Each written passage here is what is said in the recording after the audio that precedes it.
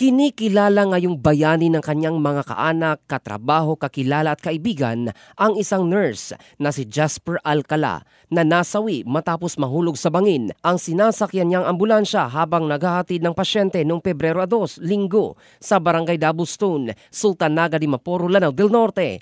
Ayon sa ulat, bumiyahe ang ambulansya mula Pagadian City patungong Cagayan de Oro City upang maghatid ng isang pasyente.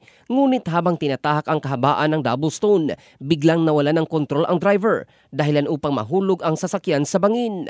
Dahil sa insidente, nasawi si Alcala habang nakaligtas naman ang ibang sakay ng ambulansya.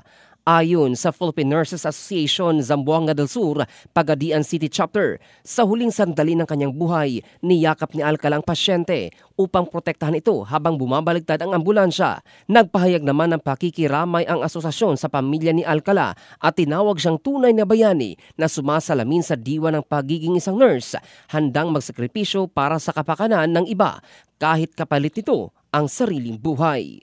In the heart of changing lives, ito si Jofel Candado ng Brigada News Philippines, the Music and News Authority.